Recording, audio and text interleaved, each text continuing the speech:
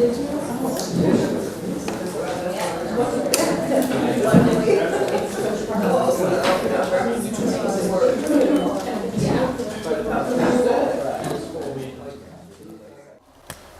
way we normally do things is to first pose the query as to whether there's any questions that people have of clarification before we move on to more sort of substantive issues. So Rich, and introduce yourself. Yeah, Ellis Jones. Okay, let's go Rich first and then Ellis. So, and I was thinking of two examples of what I thought you were talking about, so maybe you could confirm or not. Of situations where technologies have been in the sort of sweet spot of presumption. So one was word processing technologies. So what? Word processing technologies. Yeah. So the question is that a good example of presumption where now people don't have many secretaries anymore, they do their work themselves, so lawyers, professionals like us, whatever. We do the work, we don't hire secretaries, we don't hire clerks, we don't hire filers, whatever. So that's the question. Is that a good example? And the second example would be like computers or cell phones where people take them home at night and then they get to work all night because their bosses or whatever, colleagues keep emailing them or sending them the documents and expect it to work beyond the 9 to 5 period because the capital that they own, right, can be a factor of production in the evening. Mm-hmm. Is that another good example or not? It's the continuum idea. I think the two examples you gave are sort of closer to the presumptionist production end of the continuum. But yeah, I mean, they work. I don't know that they're the best examples around. I think the best examples tend to be more the online. It tends to be more what people do with their cell phones, late at night, and the sites that they're logging on, and the work that they're doing on those sites. But the cell phone is a means of presumption. It's a technology that has allowed us to do a lot more presumption and to do it in many more places and 24/7. And so it's a facilitator of presumption. Ellis? So I was interested in examples of virtuoso prosumers. And the two that came to mind, and I want to know if you have some more examples or better examples, were, since you were talking about Facebook and Amazon, I know maybe a virtuoso prosumer might be somebody who accumulates both a lot of friends and a lot of likes, is very active on Facebook. Maybe somehow that becomes a part of their virtuoso presumption. And then on Amazon, I know, I've heard rumors that if you review a lot of products and books, somebody identifies you after a while, and suddenly you're getting a bunch of free stuff to review. And ultimately you get free stuff out of it, and there's some kind of status system involved with it. In any case, I was just wondering if those would be legitimate examples of virtuoso prosumers, and if you had some other ones to offer. Yeah, but what I think about where I am in my stage of life is I'm always at a huge disadvantage in all of this compared to young people. I mean, this is a very much age-related kind of thing, right? So my grandchildren are virtuosos, compared to me in terms of their ability to use this technology and their access to this technology. So it's almost the younger you are, the more virtuoso you are. But of course, there is the issue that the more you do it, the better you get at it, and you develop status and points within those systems. But that tends to be the way I think about it, more age-graded kind of thing. But certainly, the more you do it, the better you get at it. And I'm always struck by how difficult it is for me to do a lot of these kinds of things, because I learned it in my old age, whereas my grandchildren, they're virtuosos. So. Okay, let's sort of open things up for a wider conversation. I'll start over with James and then work my way around. Oh, was it a clarification question, John? No. Okay. Let's start with James, Ruby, Hodash. Okay, so let's take those three first. So James, you're up. Okay, a quick comment and then a question. The comment is both in the paper and in your optimistic conclusion, very unconvincing. I tried to be as unconvincing as I could. But I shared that view, so, but I'm not sure it's worthwhile in the framing that you make. But my question relates... What's not worthwhile, to be hopeful or... Well, it's undermined by everything else you discuss after the optimism here and in your comments. Right. So it seems like not a genuine optimism. No, I mean, my motivation is I dislike talks that don't try at least to address what the agenda of the group is. So I was trying to do my agenda and your agenda and to address them in both, not with equal knowledge or enthusiasm. I didn't ever even touch, or I just touched on sustainable consumption. So. Right. What I wanted to follow up on, though, is the relationship to social change. And my reading of what you said and what you have written in What paper are you reading? Prosumer Capitalism. Oh, okay. Is that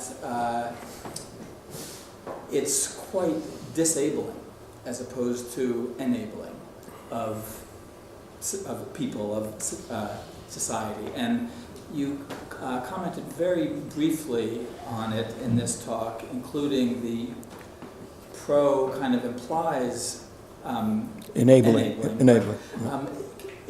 Can you say more about it and how this perspective, I mean, it seems to me that what this does as much as anything is confirm the adaptability of capitalism and the multiple ways in which it both explicitly and implicitly controls alternatives. And so it's, for me, it doesn't provide any new insights into social movements, except that this may not be the way to motivate people, taking on this perspective to address systematic change. So. Well, I always write about a lot of things in the sense that, I either hope I'm wrong or I hope it's going to make my readers angry and do something about it. I've often been asked, why did I write such a pessimistic book as The McDonaldization of Society? That's basically Weber updated to the iron cage imagery. And I alternately argue, I hope I'm wrong, or I hope you get so angry at what's going on. So, in a perverse kind of way, I hope what I write enables action. I'm not, sort of offering an optimistic blueprint, but I'm trying to anger the reader enough to do something about it. So you're not suggesting that this perspective kind of engenders action, other than clarifies the Yeah, system. right. I'm trying to describe a system which I don't think has been described, prosumer capitalism. The concept of presumption has either been misused or, not used by very many people. And so I'm, in that sense, trying to describe the way in which this operates and how it operates similarly and differently from producer and consumer capitalism. If I understand your first question, I think these systems enable people in a lot of different ways. So Facebook enables you to have contact with lots of other people, as non-human a contact as it is. You're enabled to have contacts and social relationships that you would not have. Amazon.com enables you to get your hands on books that eBay enables you to get stuff. I mean, they're all enabling, but you know, it's the exploitation of that enablement which is what concerns me the most. And of course, the thing is that what people see is how they're being enabled by the system, the gains that they're getting from these systems, and they are. But what they don't look at is the negative aspects of it, the dysfunctions associated with it. That what you're getting at? Okay. Okay, let me take a couple this time. Ruby, Arash, and Henrik. I was wondering, kind of more in terms of ecological sustainability, do you see any ways or examples that prosumption can lead to kind of less material throughput, or maybe even just framing this as prosumption could kind of lead to more environmental sustainability?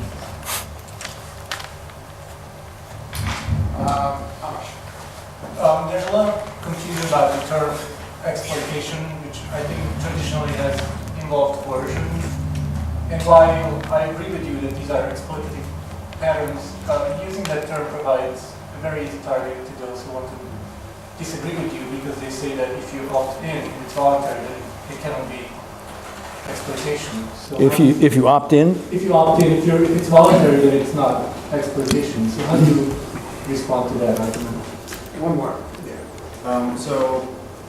Well, we're from Northern Europe, and there's a very sort of current discussion going on basic income, and actually prosumption has become part of the undercurrent of that debate. That's basic income, is that what you? basic income, guaranteed basic income. Okay. So the logic is that as people are doing a lot of free labor, including prosumption, that they're rating on Yelp, they are producing all this sort of wealth and information, especially those with a lot of disposable time. Unemployed people, they blog, they take. So that's being used as an argument for basic income. So that's one alternative for. What's so funny? No, it's a spot-on observation. Sounds absurd here in the States. Everybody gets 1,000 for free. In 10 years, So in other words, because we're all doing this work, we ought to get paid for it. Right. And it's unquantifiable, like that this person deserves this much, therefore that's his share. So that, well, we can't really quantify it, therefore basic income for all, and let's worry about this. And then let them, try to become who pays the taxes? Is it the capitalist companies that in some cases reap the benefits of prosumption? Okay, but then that's a very interesting question, because I'm Henrik Dickan from Stockholm University and our university, Sweden and Finland. So we are really pondering, because we are small countries. We used to live out of Nokia and Ericsson, electronics industry, forest industries, but now all that business is going away. So how do we make a living in the future? Evidently, it's something around this topic of what people do in their lives, prosumption, whatever term we give to it. Because you can't really say, did you say that? This If is you your have free 9 to 5. time, like if I take a look at professorial job that I've been doing for some 20 years, so I don't go to work anymore. I very seldom go to work. I lecture occasionally, but most of the work I do 24/7. Now here in the States, I'm primarily on holiday. Yesterday I examined one master's thesis. But I didn't need to have the papers with me. I could keep the comments and send them immediately. So it's changed my ways of working as well. But for me, I see it as a liberation. But for some, it might involve more negative aspects. But you're getting paid. You're getting paid to do I it. think it's liberation.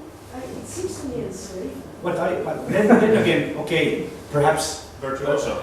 perhaps I have a positive view. I've never made so much distinction. What's my free time, or what's my, in the end, I think nowadays, when I have all these technologies, I have much more freedom. I can travel to States for a week whenever I want.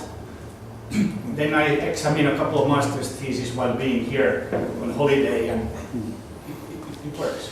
But you're being paid. You're being paid for this. It's part of your job, right? You're being paid for it. Yeah, but in the old days, I would see. In the 90s, I sat in the office and I had piles of papers that I wrote on, and so to me, it's liberation. Or you could be seen as working on your vacation, at being further enslavement. But I would claim I have much more free time than in the past, in the end. Uh-huh. No, but the question was about the basic income and what Right. kind of societal responses do you see to the age of, I think that's one alternative. Have you heard of any others? Are you from Sweden too? No, Finland. Finland. Finland's well, yes. No. All right, George, let me kick it back to you to take up all three. That's all I have to do is think. In the first iteration, this iteration. So let me, and are you telling me that Prosumption is explicitly a part of this discussion in Scandinavia? Yes, I've seen it more often. They've actually given examples like, Yelp and stuff like that, say that all these people are doing so much for these companies. The Right. basic income is therefore even more justifiable. I mean, it started long ago for other reasons, but part of it is like really a lot of this sort of unquantifiable work that people are doing, therefore basic income. Yeah. One of the arguments. Yeah, one of the arguments. Yeah. But it's getting more traction. Well, it's interesting that it's and not surprising that it's more of a discussion in European sociology than or European society than American society and sociology. It fits with the autonomous Marxist view that the whole society involves work, and that's the key to the contemporary economy. It fits with sort of the Scandinavian view of the world. I mean, it makes sense from my critical point of view. I mean, I think people are doing all kinds of work that they're not being paid for, that somebody is reaping enormous profits from. I can't see it gaining any headway in the United States. I mean, it would be such a foreign notion in the United States. And in any case, these capitalists that are, operating the Koch brothers and others behind the scenes are they're going to fight tooth and nail against that kind of notion. So I think it makes sense, theoretically, it makes sense from my point of view that people ought to be paid for the work that they're doing. But is the United States government going to pay people to do these kinds of things? Maybe the Swedish government or the Finnish government would do it. But theoretically, it makes sense. I guess that's the way I would answer that. Exploitation. Yeah, exploitation's a difficult issue to deal with. It's so tied into Marxian theory and the dynamics that he talks about. I think, and I don't think people have to be I mean, your point was you have to sort of. What was your point? You have to. Well, you choose to shop on Amazon, you choose to hire an Uber car, you choose to go on eBay, you choose to sign up to Facebook, and you don't have to do anything. False consciousness. I don't think people. I mean, yeah, they're opting in and they're getting benefits, but I don't think they understand what is coming from that. And freely choosing that Marx's workers freely choose to be workers and to be the kind of workers that they were. I mean, there are all kinds of coercions on people that force them to do the kinds of things that they do. No, he was saying that was coercive in the classical sense and exploitative. But using the term now, when it appears to be voluntary, it seems to be a contradiction. I don't think coercion is a necessary correlate of exploitation.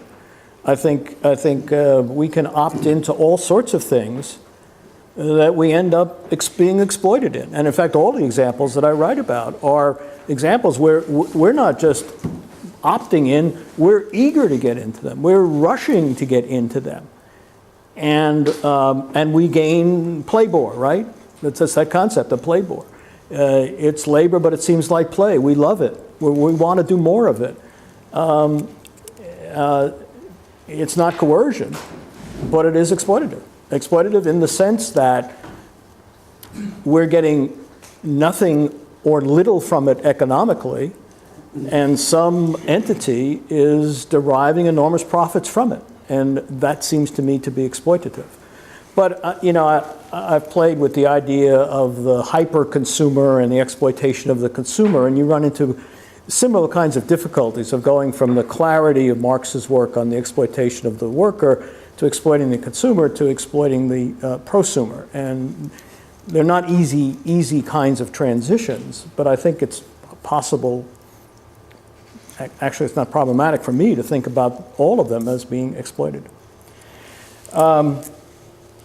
And the first question was about, environmental sustainability and prosumption. Again, you know, theoretically, the pro in prosumption means that people can be proactive in terms of doing things about a more sustainable kind of environment. But they're, you know, enmeshed in systems which are controlled by capitalist interests. And those systems are not interested in environmental sustainability, although, you know, some are to the degree that it's now starting to cost them profits. You see some interest in the systems in environmental sustainability. But, you know, whatever people's heart is, they're enmeshed in these means of production and means of consumption and means of prosumption that are controlled by others and make it difficult for them to do perhaps what they would want to do. So, you know, it all comes down to capitalist control of all of these kinds of systems, and capitalists aren't going to do anything about it when their bottom lines are being hurt by it. And you know, we can want all kinds of things, but in the structure of the system that we find ourselves, not much is going to happen until, you know, capitalists start yelling, "Yikes! We're going to go broke here," and, you know, then I think things will happen. Let me start down at this end and work my way up along this side. So John, and then Brandon. So I just wanted to continue with this notion of exploitation and to what extent are these prosuming arrangements exploitative. Uh-huh. I guess my position is a little different from Andras's. I think that the arrangements now are coercive.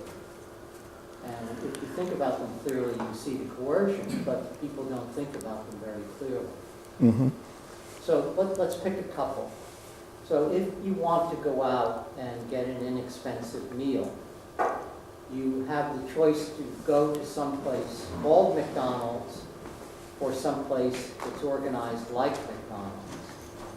And in that place, you serve yourself, you bust your own tray, et cetera, et cetera. And you take your own garbage with you. My favorite example now is you take your garbage with you when you go through the drive-thru. So you're working as a garbage man. Sure. And you know, people who used to dispose of the garbage are out of work. But a more extreme example is learning to get your own airplane ticket. So you have two choices. One choice is to learn how to work those kiosks and pray to God that it recognizes your document. Alternatively, you can get on the line, which now serves 10 times as many people as it used to, and waste hours of your time to get to talk to a human being. Mm-hmm. So the threat that you would be on that long line is the coercive mechanism which forces people like me to learn more and more and more about those kiosks. Absolutely. So I think it is coercive. It's just that the coercion is hidden. And some of it's fun. It may be fun for some people to shop on eBay. It isn't for me. But I don't know anybody who thinks it's fun to use the airport kiosk or the automated checkout at Walgreens, you know, or any of the other little indignities in life. So I do think it's cool. Yeah, and you know, I think that you think about another of my pet peeves, of my many pet peeves, is supermarkets and self-checkout. I hate self-checkout. But structurally, fewer and fewer lanes are staffed by people, and more of them are self-checkout. And over the years, that number has grown. And the other aspect of it is, and sort of it's from a capitalist point of view, interest. It's their interest to reduce the number of people and to have us do the work for nothing. You know, I remember a day when you went to department stores and there were people there to serve you. it's virtual. I mean, that's true. I mean, so the coercive. I know I'm answering your question, but this is another of my pet peeves is that so you reduce the number of people who are working so that you're forced to do it more and more yourself. So if you're in a department store, so they got these little things where you can check the price of something because there's nobody there to do it, and so. There's kind of a conspiracy going on here to reduce and reduce and reduce and more accustom us to this phenomenon. So I think that is a kind of, and it relates to my view of the McDonaldization of society. There are more and more McDonald's, there are more and more restaurants like McDonald's, and if you want to eat a reasonably priced meal, you've got to go there and prosume. Alternatively, if you want to be served, you've got to be a member of the well-to-do. Those things tend to be extraordinarily expensive and out of the range for many people in American society. So yeah, I agree with that. It's a different kind of coercion. It's not somebody standing over you with a whip saying you must do this. It's McDonaldization society. If you've got no alternatives but McDonaldized restaurants, you eat in McDonaldized restaurants. Or you have fewer. So my favorite example of that is actually, I used to talk to my students about driving from Washington to New York. If you want to drive from Washington to New York on the thruway, you must eat in a McDonaldized restaurant. There is nothing else, the entire expanse there, but McDonaldized restaurants. Now you can take a chance of getting off the highway. Well, of course, you're going to find McDonaldized restaurants. And maybe if you venture far enough, you'll find something else. But you're taking, a great risk, and the chances are less and less. This is the way of summarizing. This is Weber's iron cage. We were living in this iron cage, and the bars are getting thicker and narrower, or thicker and stronger as over the years. So that is kind of my Weberian version of coercion, which I think is the image that you're portraying. Graham? It was Graham? Fred, sorry. I don't want to blunt the criticism of the capitalist system, but I think a certain amount of the critique is smoke and mirrors. I mean, it reminds me of somebody seeing a couple in love, and someone says, well, that just shows how males are dominating and tormenting females. They said, but they really seem to love one another and happen to know them, they have blissful sex, they trust one another. Just, that makes it even worse. It just shows the capital, that male domination is even more insidious.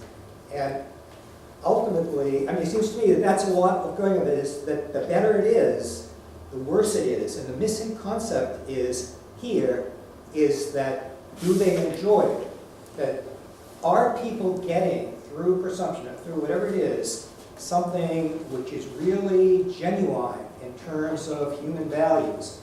And your assumption, just from the beginning, is no. No, I think they are. Playboy, I think they are getting. Well, I think they are. So they're getting So what's the problem? And if they don't like the vendor, they don't know. They don't. If they don't like the vendor, they can switch to another vendor. As if people have the ability to evaluate whether, in a deep human sense, their needs are being served, and are not being served by Facebook, else they have the right in a competitive system to switch to another. And so that, I think, is this kind of difference between intrinsic and extrinsic, the ability to judge your own authentic experience and determine what you're going to consume or prosume on the basis of genuine values is vague in your talk, because the assumption is that whatever the capitalist system is doing is by definition awful, and the better they do it, the worse it is. So it just bothers me a little bit.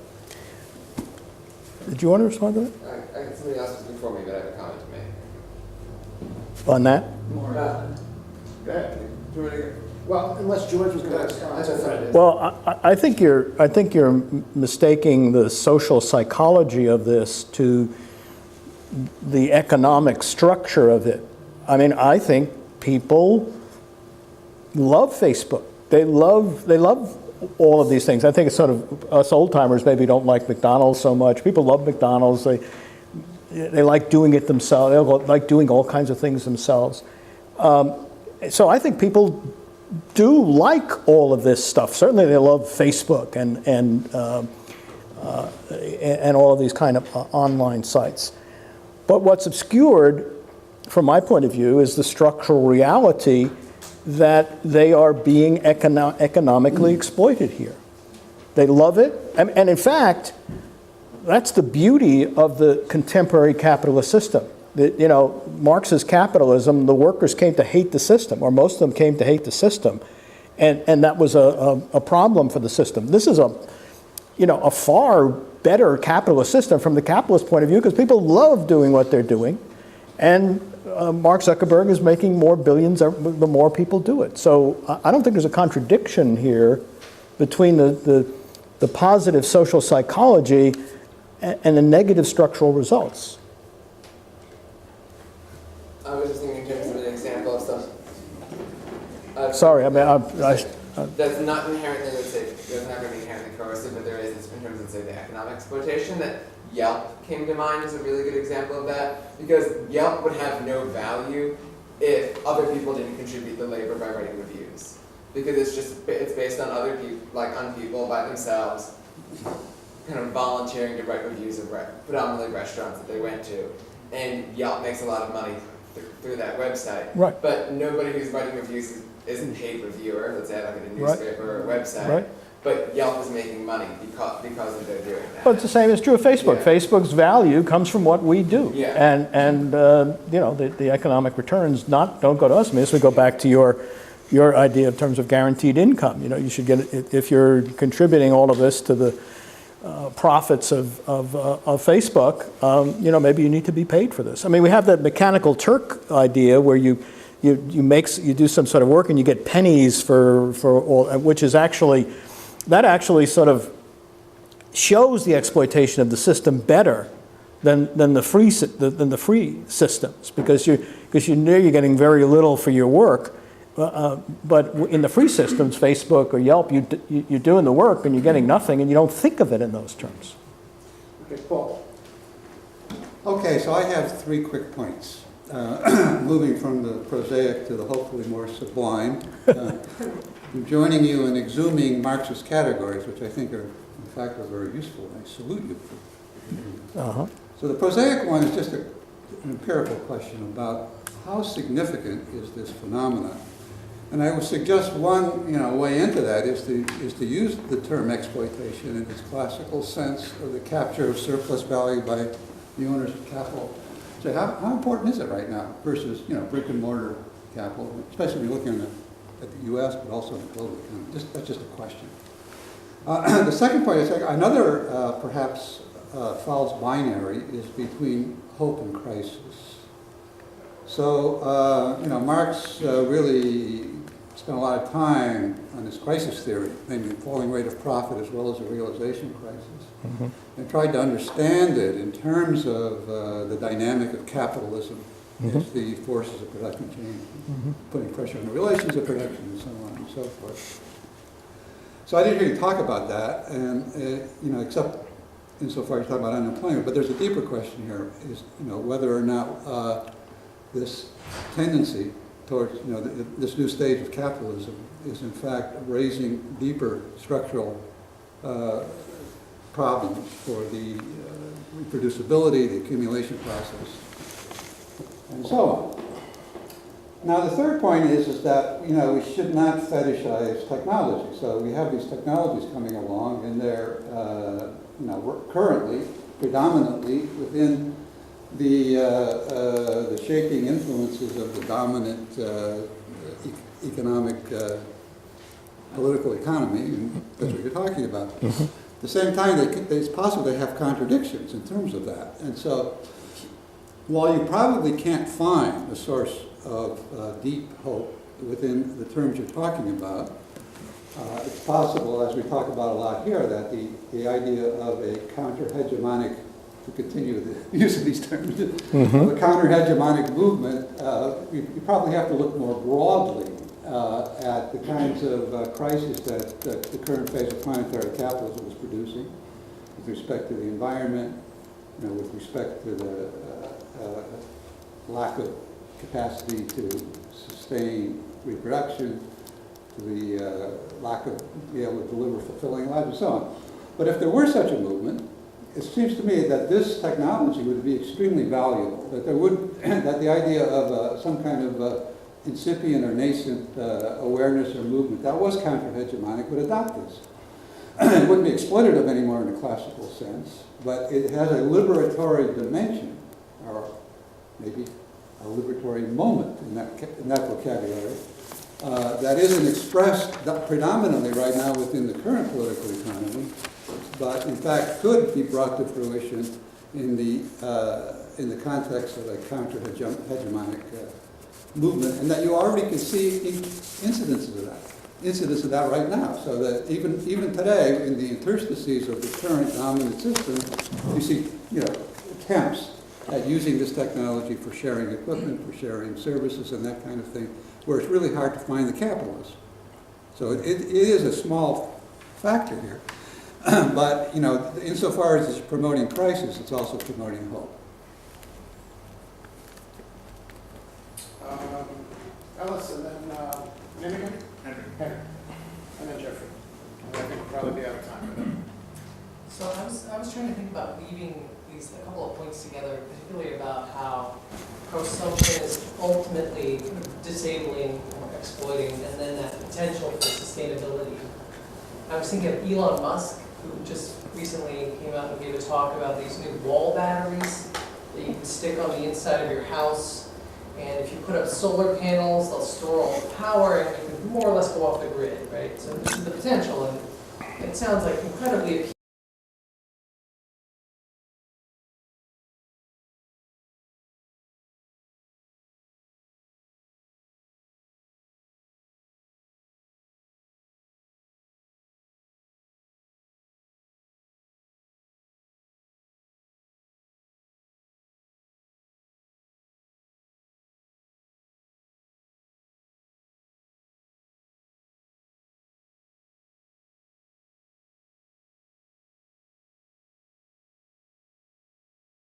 And it sounds like suddenly this kind of positive, part of being a prosumer. You're producing your own energy and consuming it, and and it's just cheaper than people expected. It looks like it has all kinds of potential. It could be potentially revolutionary. And then I started reading a little further, and everything that I read, it was something like, well, the battery is cheap, but you need an inverter to get the voltage, right? So you'll need one of those.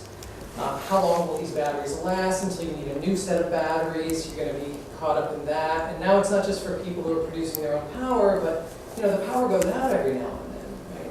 Maybe once a year, depending on where you are in the country, maybe once every couple of years, but wouldn't you want that as insurance? So even if you don't have solar cells, maybe you do need this.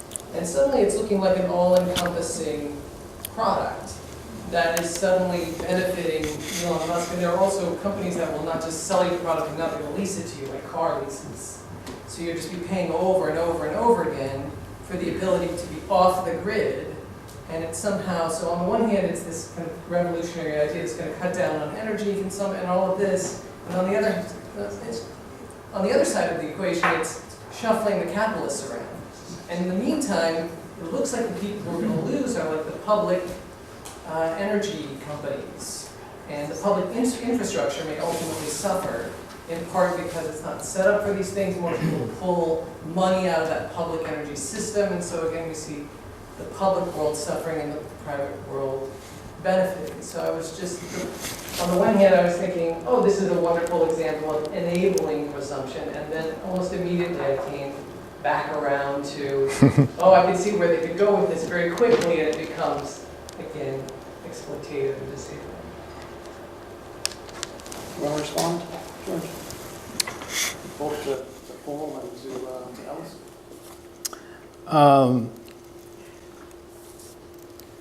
Well, I think Ellis's point comes down to, what we think serves to empower us to reduce consumption becomes new things to consume. And I think a lot of prosumption is that, in the sense that you need to buy a 3D printer, or you need to buy X, Y, and Z. So it serves to enhance consumption.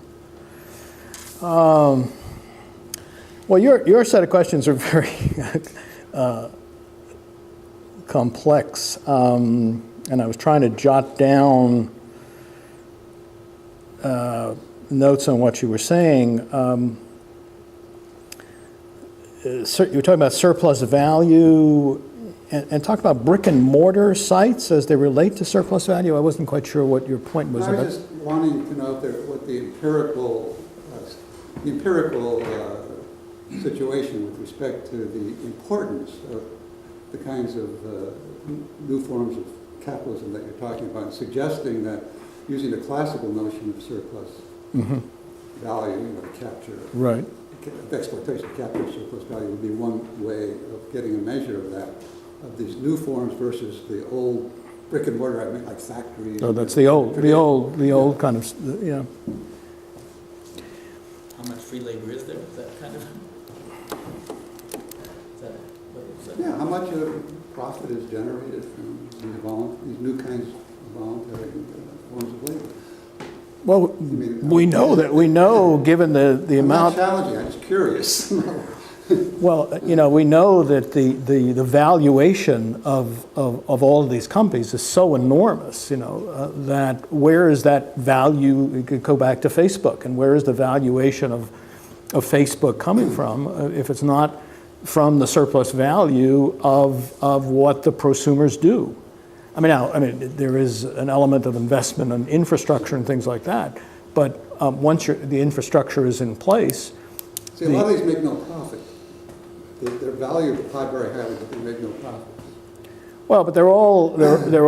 I'm just saying, in the classical notion, I'm just saying we need a theory that instead of using the word exploitation in its just sort of loose sense, that you can use it as a way of actually quantifying and trying to get some handle on what's going on.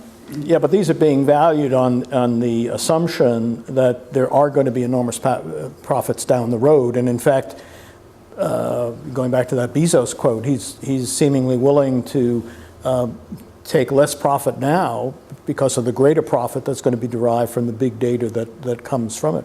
I mean, there's a whole lot of sort of thinking that needs to go. We've got a new world. We've got a new emergent. I mean, that's my view here. This is a new emergent world that's going on here, and this is kind of an initial effort to get a handle on it, and then to think theoretically. And a part of the problem is to take ideas that were created 100 years ago or 150 years ago, and to apply them to the contemporary setting. I mean, it's difficult and maybe counter useful to take Marx's ideas created 150 years ago and try to apply them to the contemporary world. I mean, maybe we need a new set of concepts for this new world, or some sort of dramatic adaptation of that.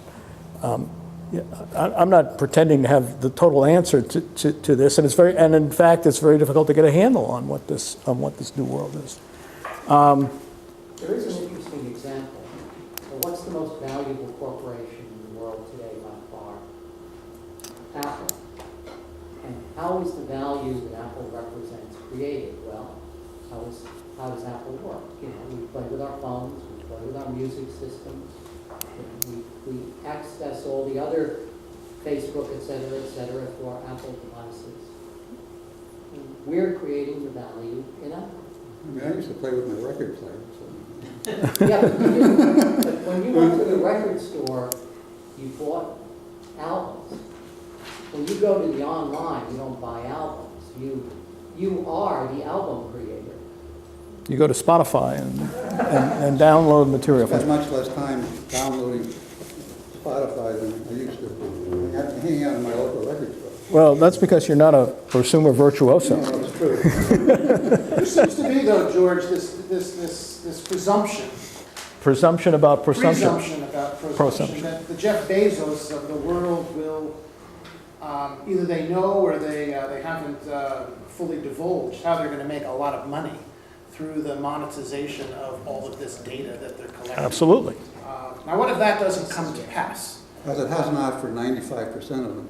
Well, true. Popping bubbles. At the same time, you have a public that now has grown reliant and dependent on the infrastructure that Facebook and Amazon is providing. In much the same way that the state came to take ownership of railroads and automobile companies and so forth, companies that were making huge amounts of money during the 19th century, were increasingly unable to do so in the 20th century. But they didn't entirely disappear. They, at least in many places, came to be subsumed under the responsibilities of the state.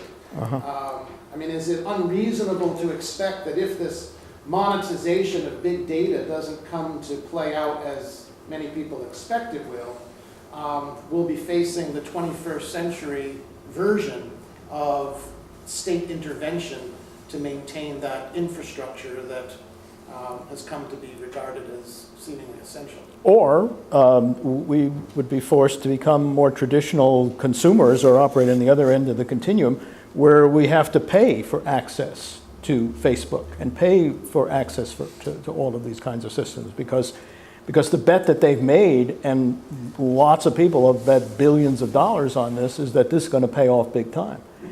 I would think that, and that would be a tough transition to make, to train people to all of a sudden become consumers and pay for this stuff. After all, that's what we're getting. We're getting all this free stuff. That in almost all these cases, we're getting all kinds of free stuff in exchange for what we're giving them, which is data. Well, television managed that transition from providing people with free programming that came through on the basis of program sponsorship. Right. Where now people pay, $100 and more per month to have access to television. So maybe that people are paying for New York Times subscriptions in a way in which they weren't 5 years ago. Be more of a futurologist than I am. You have to go back to your tough life. Two more, Henrik and Jeffrey, and then I think we're going to have to wrap it up.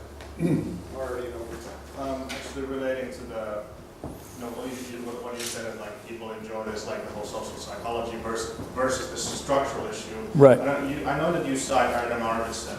Have you read his ethical surplus in Prosumption, his sort of thesis? Yeah, I think I edited the Journal of Consumer Culture for 10 years. I think I published his piece. Oh yeah, sure. So, I don't know if he really sort of answers that question, but I think he proposes the sort of the Marxist explanation of could prosumption, compared to regular production. Well, his argument was that in regular production, with exploitation also comes alienation, that people don't have a say-so in what they produce. It's like, I don't know what I'm producing, I'm just a worker, and I feel alienated. But he said that there's a possibility in presumption that companies will sort of follow what people want to produce and what they want to presumably produce, and then start monetizing it. So he said that there's a possibility that people are be less alienated and therefore more fulfilled and have less of a need to consume, because that's the other part of Marxism, that you're alienated in your work, you need to find fulfillment in buying stuff. So if you're a presuming consumer, I guess, and you're enjoying it, then you may have less of an impulse, a structural need to consume stuff and shop. So I think that's where he left it. I don't know if he even himself believed it, but that was his sort of like, this is how it would work in Marxist terms. The ethical surplus value. Marx had always said ethical surplus value is at the factory in terms of like you fall in love at your workstation or something like that. That's the ethical surplus on top of the exploitation. But he said there's potential that presumption might include more of the ethical surplus. I don't remember that part of Arvidsson's argument, and it's ironic he's arguing that in the context of brands, which are all about consumption and getting people to consume things that they don't need. Right. I think the main point of Arvidsson's, from my point of view, the main point of Arvidsson's work on brands was to show the prosumer role in branding. That is, branding doesn't work people define brands in the way that the corporations want them to be defined, or the way in which advertising wants them to be defined. So what's critical in his analysis of branding is the work that the prosumers do in the branding process. Just as in audience studies, that what's critical is that the work that the audience does in producing the kinds of meanings that are desired. So I don't remember that other part of I think that was in, because he had that paper in JCC and then organization studies. I think it's from there. Like work studies and organization. He also has a book that Yeah. I read that as well. Yeah. All right, Jeffrey, last word to you. I keep having this image of my father when I was a young boy who would go to work. I'm not sure I like that, but go ahead. And who would go to work and come back, and in the evenings and in the weekends, he would go out to the garden that he had here, big vegetable garden, growing all these different things. I would help him. And a lot of times we would have far more vegetables and tomatoes and things, give them all to other friends and family. Mhm. And for him, as he would always say, nobody likes to work. But this wasn't work, this was play. Right. So, which makes me think that, isn't this idea of prosumption actually something that's more of a new, it's new in the sense that within, as a stage of capitalism, but in the context of history, hasn't the vast majority of history been that of prosumption during the hunter-gatherers and even in agriculture? Even in slavery here in America, slaves would often have a little patch of land where they grow their own food and they would create their own clothes and that kind of thing. So I'm thinking maybe prosumption isn't such a new concept, it's just a new version of it. And that what's really new is capitalism itself. Right. That what changed is with the industrialization and urbanization, the split between, like in households, that all of a sudden you go off to work, you have to buy things that you used to make, and that, and frankly, in Marx's original concept of communism, not the one that we mostly think of in terms of Lenin and Stalin and Mao, but the version that where the workers actually own and control the means of production, and that the orientation is not towards profit but for need. Isn't that original kind of taboo concept of communism kind of really what we're trying to get at here? Well, I don't know if I'd say that, but I did say earlier, and I wrote a paper on this, sort of the three perspectives on the history of prosumption, and the first perspective is the primal process. I mean, historically, that's what we were. There's nothing new about being a prosumer. Your father was a prosumer in growing his tomatoes. Hunting and gathering people were prosumers. That's our primal condition, I think. What's new is the new technologies, which greatly expand the possibilities for prosumption. And from my point of view, what's new is the capture of that by capitalism and understanding that there are huge profits to be made from that. Capitalism didn't capture much. Your father's growing tomatoes, maybe they sold him some seeds or something and a couple of tools, but capitalism wasn't much interested in your father's tomatoes. But capitalism is very interested in Facebook and Amazon.com and blogging and all of the new possibilities which are made possible by the new technologies, the new means of prosumption. So yeah, there's nothing new here. Yeah. We're going to need to end things here. We're into overtime. Overtime. George, thank you very much.